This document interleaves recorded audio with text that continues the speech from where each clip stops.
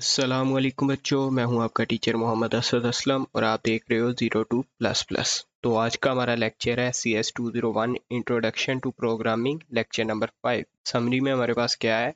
Conditional statements, flow charting, if else structure, logical operator, sample program हम देखेंगे और साथ हमारी टिप्स आ जाती हैं। सबसे पहले हमारे पास आ जाती है कंडीशनल स्टेटमेंट। हमारी डेली लाइफ में हम बहुत सारे डिसीजंस लेते हैं, जैसे कि हम दूध वाली शॉप पे गए, अगर तो वो ओपन थी हमने दूध लिया, अदरवाइज हम घर वापस आ गए। सेम इसी तरह अगर किसी कॉलेज के अंदर एडमिशन हो रहे हैं तो वो एडमिशन सिर्फ एक ही कंडीशन पे देंगे कि अगर स्टूडेंट की जो रिक्वायरमेंट्स हैं या क्राइटेरिया मीट हो रहा है। अगर तो उसका क्राइटेरिया मीट नहीं हो रहा, वो उसको बोलेंगे कि भाई आपका एडमिशन नहीं हो सकता। मतलब एक कंडीशन की बेस पे कोई काम करना। इसी तरह हम सी प्रोग्रामिंग के अंदर ही भी कुछ डिसीजंस लेते हैं। उन डिसीजंस को लेने के लिए हम कौन सी स्टेटमेंट यूज करते हैं? हम कंडीशनल स्टेटमेंट यूज करते हैं। हमारे पास ना एक सिंपल सी कंडीशनल स्टेटमेंट है जिसको हम बोलते हैं इफ स्टेटमेंट। इफ स्टेटमेंट का स्ट्रक्चर हमारे पास क्या आता है? पहले हमारे पास इफ कीवर्ड आता है, फिर ये राउंड ब्रैकेट्स जिनको हम पैरेंथेसिस भी बोलते हैं, इनके दरमियान हमारी कंडीशन आती है। आगे उस कंडीशन की बेस पे जो भी हमें एग्जीक्यूट करवाना होता है वो वाली स्टेटमेंट आ जाती है। तो सबसे पहले if the condition is true, अगर तो यहाँ पे जो कंडीशन है वो ट्रू हो जाती है, फिर ये वाली स्टेटमेंट एग्जीक्यूट कर जाएगी। अदरवाइज अगर तो वो फॉल्स हो जाती है, स्टेटमेंट आर स्किप्ड, मतलब उस स्टेटमेंट को स्किप कर दिया जाएगा विदाउट प्रिंट किए, विदाउट दो नंबर को जमा करवाए, जो भी आप इसकी कंडीशन की बेस पे करवा रहे हो तो उसको स्किप कर दिया जाएगा। अब वो कह रहा है कि आप जब मल्टीपल स्टेटमेंट्स को यूज़ कर रहे हो, जैसे अभी एक स्टेटमेंट लिखनी थी तो आप यहाँ पे कोई ब्रैकेट्स लगाओ ना लगाओ, मतलब इसका जो स्कोप होता है उसकी स्कोप वाली ब्रैकेट लगाओ ना लगाओ कोई मसला नहीं होता। पर अगर तो आपको मल्टीपल स्टेटमेंट्स के साथ काम करना है तो आपको ये वाली ब्रैकेट्स लगानी पड़ेंगी। कर्ली ब्रेसिस बोलते हैं। ब्लॉक ऑफ कोड बनाना होता है, हमें पता है कि कर्ली ब्रेसिस क्या करती हैं? ब्लॉक ऑफ कोड बना देती हैं। Indentation and white spaces are readability not logic. बोल रहा है कि इंडेंटेशन और वाइट स्पेसिस अगर आप छोड़ते हो तो वो सिर्फ रीडेबिलिटी के लिए होंगी, उनके साथ लॉजिक का कोई लेना देना नहीं है। फिर हमारे पास आते हैं रिलेशनल ऑपरेटर्स। रिलेशनल ऑपरेटर्स वो ऑपरेटर्स होते हैं जो दो चीज़ों के दरमियान रिलेशन बनाते हैं। इनको रिलेशनल ऑपरेटर बोलो या कंडीशनल ऑपरेटर भी बोल सकते हैं, क्योंकि हम इनके साथ कंडीशन को चेक करते हैं। अब अलजेब्रा के अंदर ग्रेटर देन का मतलब ग्रेटर देन नहीं है, सी ऑपरेटर इसका मतलब ग्रेटर देन नहीं है। अगर x ग्रेटर देन y लिखा जाए तो वो दोनों में सेम ही मतलब होगा। अलजेब्रा में अगर आपको इक्वल टू लिखना है तो आप ये वाला साइन यूज करते हो, पर हमें पता है कि सी के अंदर तो ये वाला साइन असाइनमेंट ऑपरेटर है। तो इक्वल टू लिखने के लिए हम दो बार इस साइन को लिखते हैं। इससे पता लगता है कि ये दो राइट पे चीज़ है और लेफ्ट पे चीज़ है, वो दोनों बराबर है। ऐसे ही स्मॉलर देन वर्क करता है, फिर ग्रेटर देन इक्वल टू आ जाता है, फिर ग्रेटर देन इक्वल टू आ जाता है, फिर स्मॉलर देन इक्वल टू आ जाता है। नॉट इक्वल टू को हम कैसे लिखते हैं? हम एक्सक्लेमेशन मार्क लगा के आगे इक्वल टू लिख देते हैं, इसे बोलते हैं नॉट इक्वल टू। आगे हमारे पास एक छोटा सा नोट है, equal to is the assignment operator not equality check. जैसा कि मैंने ऊपर बताया कि जो इक्वल टू है वो एक असाइनमेंट ऑपरेटर है सी के अंदर। अगर आपको इसको इक्वालिटी चेक के लिए यूज़ करना है तो आप डबल इक्वल टू लगाओगे। उसके बाद always use double equal to for comparison in conditions. वही बात कि आपको डबल इक्वल टू लगाना पड़ेगा कंपैरिजन के लिए। Writing if x is equal to 2 causes logical error. ये लॉजिकल एरर दे देगा, क्योंकि ये क्या करेगा? ये 2 की वैल्यू को x को असाइन करेगा, जो कि कोई कंडीशन बनती नहीं है, तो ये एक लॉजिकल एरर है। आगे हमारे पास आ जाता है फ्लो चार्टिंग। फ्लो चार्टिंग क्या होता है कि आपने कोई प्रोग्राम लिखा है ना, उस प्रोग्राम की पिक्टोरियल रिप्रेजेंटेशन बनाना, उसे हम सिंबल्स और एरोस को यूज़ करते हुए जब हम उसका फ्लो बताते हैं, डाटे का फ्लो बताते हैं, उस सारे काम को, उस पिक्चर को बनाने के तरीके को फ्लो चार्टिंग कहते हैं। तो फ्लो चार्ट क्या होता है? Flow chart is pictorial representation of a program using symbols and arrows. Symbols हम यूज़ करते हैं स्टेटमेंट्स, कंडीशंस, ये वो चीज़ों को दिखाने के लिए। एरोज हम यूज़ करते हैं डाटे के फ्लो को बताने के लिए। Helps visualise the sequence of actions. इससे हमें पता लगता है कि कौन सा काम कब हो रहा है, कौन सा काम पहले हो रहा है, कौन सा काम बाद में हो रहा है। And trace logical errors before coding. और कोडिंग करने से पहले हमें लॉजिकल एरर्स का पता लग जाता है। थोड़ा बहुत और हमें इफ एल्स के बारे में बताया गया है, इफ क्या करता है, executes only one condition, if के अंदर सिर्फ एक कंडीशन चलती है, मतलब अगर तो ट्रू होगी तो आपकी स्टेटमेंट चल जाएगी, वरना इफ खत्म। इफ एल्स के अंदर क्या होता है, covers both true and false, इसके अंदर ट्रू के लिए अलहदा स्टेटमेंट लिखी जाती है, फॉल्स के लिए अलहदा स्टेटमेंट लिखी जाती है। ठीक है जी। तो इफ एल्स के अंदर हम covers both true and false outcomes, if else. इसके अंदर हम इंश्योर करते हैं कि जितने केसेस, मतलब जितनी कंडीशंस लिखी गई हैं वो सब ट्रू हो जाएं या सब फॉल्स हो जाएं तो एल्स चल जाएगा। Always check all possible conditions for logical correctness, कह रहा है कि हमेशा जो जितनी भी आपकी कंडीशंस होती हैं उनको चेक करो कि उन कंडीशन की बेस पे कोई लॉजिकल एरर तो नहीं आ रहा। सीधा जाके कोड एडिटर में भी करके देखेंगे इंशाल्लाह। आगे हमारे पास आ जाते हैं लॉजिकल ऑपरेटर्स। तो कभी कभी ना हमें एक से ज़्यादा कंडीशंस को चेक करना होता है हमारे इफ़ के अंदर, तो हम दो कंडीशंस को कंबाइन करके यूज़ करते हैं। उनको कंबाइन करने के लिए लॉजिकल ऑपरेटर्स को यूज़ किया जाता है। हमारे पास तीन लॉजिकल ऑपरेटर्स होते हैं, एक होता है एंड, एक होता है और, एक होता है हमारे पास नॉट ऑपरेटर।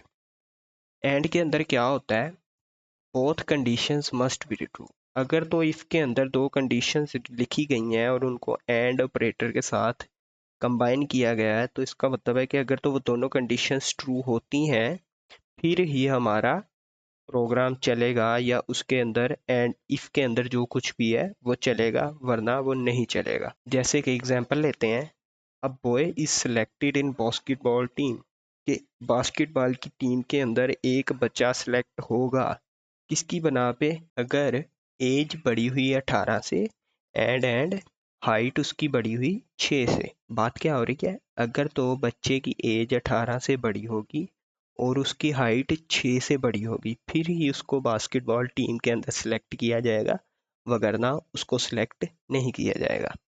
मतलब दोनों कंडीशंस ट्रू होंगी तो हमारा इफ स्टेटमेंट चलेगी, वरना हमारी इफ स्टेटमेंट नहीं चलेगी। और के अंदर क्या होता है कि कम से कम एक कंडीशन ट्रू होनी चाहिए। अब एडमिशन की एग्जांपल ले लेते हैं। एडमिशन इज गिवन, एडमिशन तब ही दिया जाएगा अगर डिग्री या तो BCS हुई और डिग्री BSc हुई। यहाँ पे दो कंडीशंस थी ना, एक ये और एक ये, अगर तो ये दोनों सेटिस्फाई होती थी हमारा इफ चलता था। यहाँ पे क्या है, यहाँ पे या तो ये सेटिस्फाई हो जाए या तो ये सेटिस्फाई हो जाए या तो दोनों सेटिस्फाई हो, जो कि हो ही नहीं सकती। या तो बच्चा BCS कर रहा होगा या तो BSc कर रहा होगा। मतलब अगर तो वो BCS कर रहा है फिर भी उसको सेलेक्ट कर लो, अगर तो वो BSc कर रहा है फिर भी उसको सेलेक्ट कर लो। आगे हमारे पास इसके ट्रूथ टेबल आ जाते हैं। तो इसके अंदर क्या होता है कि अगर दोनों कंडीशंस ट्रू हो जाएं, ट्रू हो जाता है, और के अंदर भी ट्रू हो जाता है। अगर तो एक ट्रू और दूसरी फॉल्स हो जाए, एंड के अंदर फॉल्स हो जाता है, इसके अंदर ट्रू रहता है। पहली फॉल्स दूसरी ट्रू हो, एंड के अंदर फिर से फॉल्स रहेगा और इसके अंदर ट्रू हो जाएगा। फॉल्स फॉल्स फॉल्स और फॉल्स। आगे हमारे पास छोटा सा नोट है, एंड जो कि एंड ऑपरेटर होता है हैज़ हायर प्रीसीडेंस देन और, मतलब अगर एक जगह पे ये दोनों इस्तेमाल किए गए हैं तो इसका मतलब है कि एंड की प्रायोरिटी ज़्यादा रहेगी और से। एक्सप्रेशंस आर शॉर्ट सर्किटेड, और इनकी एक्सप्रेशंस जो होती हैं वो शॉर्ट सर्किटिंग होती हैं। आगे हमारे पास है लॉजिकल नॉट। ये बेसिकली नॉट ऑपरेटर होता है। इसका काम क्या होता है, आप जो भी कंडीशन चेक कर रहे हो आप उसको निगेट कर रहे हो। मतलब अगर तो बच्चा 18 साल का नहीं है तो ये काम कर दो, ऐसे करके हम उसको उल्टी कंडीशन को चेक करते हैं। अगर तो कंडीशन ट्रू हुई फॉल्स हो जाएगी, अगर तो कंडीशन फॉल्स हुई ट्रू हो जाएगी। ट्रूथ टेबल इसका क्या होता है, ट्रू एक्सप्रेशन होगी उसको फॉल्स कर देगा, फॉल्स को ट्रू कर देगा। विद एंड और एंड नॉट, एंड और नॉट ऑपरेटर को यूज करते हुए we handle complex decision making in program. Programming के दौरान कम्प्लेक्स डिसीजन मेकिंग को हैंडल करने के लिए हम एंड और नॉट ऑपरेटर को यूज करते हैं। आगे बच्चों हमारे पास एक सैम्पल प्रोग्राम है जिसको हम करेंगे और हम सारा इफ एल्स इफ ये वो सब कुछ चीज़ें इसके अंदर कवर कर लेंगे एक ही प्रोग्राम के अंदर। A shopkeeper announces a package for customer, एक शॉपकीपर है उसने एक पैकेज अनाउंस किया है अपने कस्टमर्स के लिए, that he will give 10% discount on all bills, कि वो हर बंदे को 10% का डिस्काउंट देगा if a bill amount is greater than 5000, अगर तो किसी कस्टमर का बिल 5000 से ज़्यादा बन जाता है तो उसको 15% का डिस्काउंट मिलेगा। मतलब अगर तो 5000 से नीचे का बिल रहेगा तो हर बंदे को डिस्काउंट मिलना ही मिलना है 10% का। अगर तो कोई बंदा 5000 से ज़्यादा का खरीदता है अगर तो कोई बंदा 5000 से ज़्यादा का खरीदता है तो उसको 15% का डिस्काउंट मिलेगा। तो उसमें बोला है write a program which takes amount of the bill, के यूज़र से हमने अमाउंट लेनी है कि तेरा बिल कितना बना है, and calculates the payable amount, और हमने बताना है कि उसने जो हमारा शॉपकीपर है उसको कितनी पे करनी है, by applying above discount criteria and display it in on screen. और हमने उसको क्राइटेरिया देखना है कि वो 5000 से ज़्यादा मतलब 15% वाली क्राइटेरिया में बैठता है या 10% वाली क्राइटेरिया में बैठता है। फिर हमने चेक करके और उसका जो डाटा होगा या डिस्काउंट होगा वो हमने स्क्रीन पे प्रिंट करवा देना है। तो हम इसको कोड एडिटर के अंदर जाके कोडिंग करते हैं। अच्छा बच्चों, ये हम अपने कोड एडिटर के अंदर आ चुके हैं। ऊपर हमने अपना प्रोग्राम लिख लिया है, नीचे हमने बेसिक कोड लिख लिया है।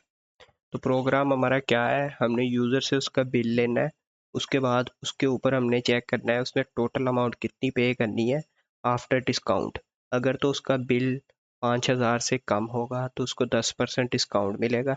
अगर तो उसका बिल 5000 से ज़्यादा होगा तो उसको 15% डिस्काउंट मिलेगा। तो हमने क्या करना है, हमने यूज़र का बिल स्टोर करवाना है, हमने डिस्काउंट निकालना है और उसका पेएबल अमाउंट निकालनी है। तो हमें 3 वेरिएबल्स की ज़रूरत पड़ेगी। तो तीनों वेरिएबल्स हम डबल के बना लेते हैं क्योंकि फ्लोटिंग पॉइंट वैल्यू आ सकती है, मतलब पॉइंट वाली वैल्यू आ सकती है।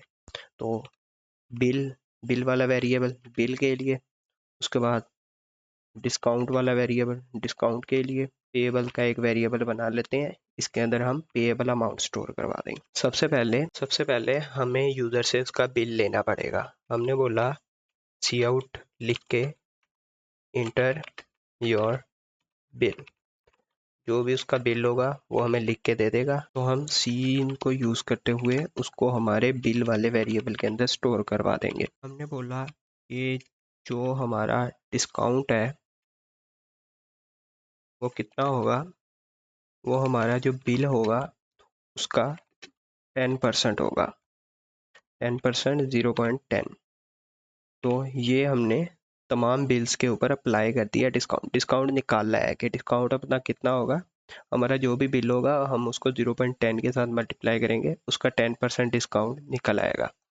तो हमने पेएबल के अंदर क्या लिखना है, हमने लिखना है बिल के अंदर से माइनस कर दो जो भी डिस्काउंट आया है। अब क्या होगा, अभी हम इसको ना चला के देखते हैं। मैंने इसको कंपाइल एंड रन किया तो उसने बोला कि इसको स्टोर करो। मैंने इसका नाम क्लास 3 रख दिया। अभी क्या हुआ, उसने पेएबल के स्पेलिंग गलत थे तो हम ठीक कर लेते हैं। अभी हम दोबारा चलाते हैं तो उसने हमारा प्रोग्राम चलाया। उसने लिखा है इंटर योर बिल, मैंने लिखा मेरा बिल है 100। अब 100 का 10% कितना होगा, 10 10 मतलब हमारा जो पेएबल के अंदर अमाउंट आनी चाहिए वो 90 आनी चाहिए। तो हम पेएबल को प्रिंट करवाना ही भूल गए। हम सी आउट करवा के प्रिंट करवा लेते हैं हमारी पेएबल अमाउंट को। पेएबल अमाउंट पेएबल अमाउंट हमारी किसके अंदर स्टोर है, पेएबल वाले वेरिएबल के अंदर। इसके आगे हम एंड लाइन भी लगा लेते हैं, बेहतर होता है। अभी हम इसको कंपाइल एंड रन दोबारा करते हैं। तो हमने दोबारा रन किया तो हमने इसका बिल रखा 100। अब 100 में से उसने पेएबल अमाउंट हमें बता दी 10, क्योंकि हमने बोला था कि डिस्काउंट कितना होगा, हमारे बिल को 0.10 के साथ मल्टीप्लाई करना, उसका 10% निकल आएगा, फिर उसको ओरिजिनल बिल में से माइनस करके पेएबल के अंदर स्टोर करवा देना। अब ये तो हमने लिख दिया ऐसे, पर हमें बोला गया है कि अगर उसका 5000 से बिल ज़्यादा है कस्टमर का तो उसको 15% डिस्काउंट देना है। हमने हमने बोला अगर बिल जो है वो ग्रेटर देन है 5000, तो आपने क्या करना है, आपने जो हमारा डिस्काउंट है उसको आपने बिल के साथ मल्टीप्लाई करना है 0.15। डिस्काउंट हमने कितना कर दिया, 15% कर दिया। तो इससे क्या होगा, डिस्काउंट 15% अप्लाई होगा। अब देख लेते हैं, दोबारा एंटर करते हैं, दोबारा एंटर किया। अब मैं करता हूँ, पहले हम अप्लाई करते हैं 5000 पूरा। अभी कंडीशन क्या है कि 5000 से ज़्यादा होना चाहिए, मतलब 5000 उस कंडीशन के अंदर फिट नहीं बैठता। हमने इसको एंटर किया तो उसने क्या किया, 5000 का 10% जो कि 500 बनता था, उसने 4500 हमें रिटर्न कर दिया। इसका मतलब है कि हमारा प्रोग्राम यहाँ तक तो ठीक चल रहा है। हम इसको दोबारा रन करते हैं। दोबारा रन किया तो हमारे पास आ गया बिल। हमने बोला कि हमारा बिल होगा 10,000। अभी 10,000 5,000 से ज़्यादा है, तो 10,000 का 15% कितना हुआ, 10,000 का 15% 1500 हुआ। तो अभी इसमें से 1500 माइनस हो जाएगा। इंटर किया तो 1500 माइनस हो गया। इससे हमें क्या पता चला कि हमारी जो कंडीशन थी कि अगर तो बिल ज़्यादा है 5,000 से तो 15% डिस्काउंट अप्लाई करो, वो वाली कंडीशन सेटिस्फाई हो गई। यहाँ पे हमने डेक्लेरेशन की है, यूज़र से बिल ले रहे हैं हम। यहाँ पे हम अप्लाइंग डिफ़ॉल्ट डिस्काउंट 10% था जो कि हमारे पास। उसके बाद यहाँ पे हम क्या कर रहे हैं, checking if the bill is greater than 5000। यहाँ पे हम 15% डिस्काउंट अप्लाई कर रहे हैं। नीचे हमने क्या किया, कैलकुलेट द पेएबल बिल। यहाँ पे हमने पेएबल बिल कैलकुलेट किया। यहाँ पे हमने पेएबल बिल को प्रिंट करवा दिया। तो ये था हमारा छोटा सा एक प्रोग्राम जिसके अंदर हमने देखा कि इफ़ कंडीशन को कैसे यूज़ करते हैं। अगर हमें यही सेम प्रोग्राम इफ़ एल्स के साथ करना होता तो हम क्या करते, हम कहते अगर तो कंडीशन ये वाली सेटिस्फाई होती है तो इतना डिस्काउंट दे दो। एल्स यहाँ पे लिखा जाता है और उसकी ब्रैकेट्स ऐसे करके ओपन होती हैं।